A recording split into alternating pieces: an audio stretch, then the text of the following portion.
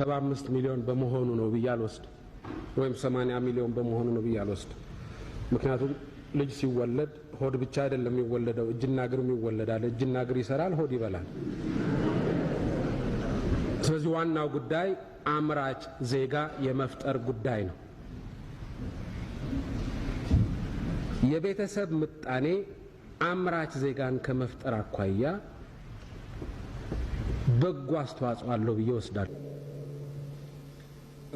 ወጣቱ በዚህ እድሜ ወዳልሆነ አቅጣጫ ወደ ጭፈራና ወደ ጥፋት መንገድ ከሄደ ጉዳቱ ለወጣቱ ብቻ ሳይሆን ለህብረተሰቡ በአጠቃላይ ነው የሚሆነው።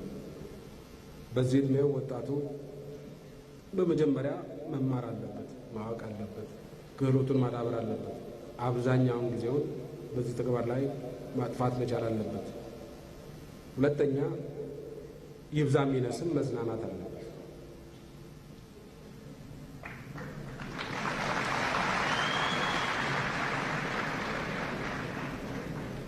አጥፊ በሆነ መልኩ መዝናናት ነው እንጂ የማይፈለገው ገንቢ በሆነ መልኩ መዝናናት ትክክልና ተገቢ ነው።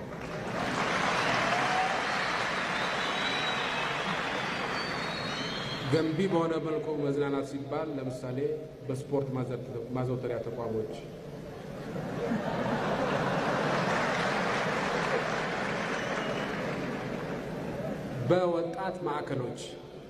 በወጣት ማዕከሎች እና በመሳሰሉት። አጥፊ የሚባለው ደግሞ በየመሸታ ቤቱ በየሺሻ ቤቱ የሚካሄደው መዝናናት ነው። ይሄ ትክክል ነው። በተለይ ወጣቶችን በተመለከተ በቂ የስፖርት ማሰልጠኛ የመዝናኛ ፕሮግራም እንዳልተቀረጸ ይታወቃል። የራሱ ምክንያት አለው።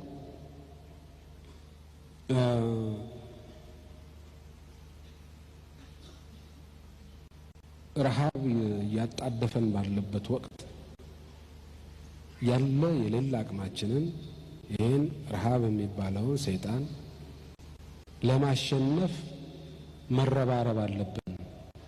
ሚበላ ካገኘን ከዛ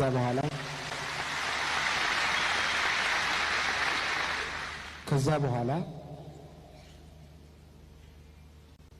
ሆድ ከሞላ በኋላ መዝናናት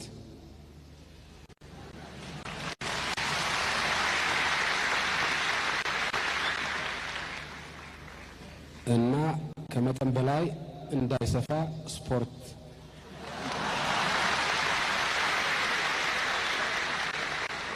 የስፖርት ስራ መስራት ያስፈልጋል።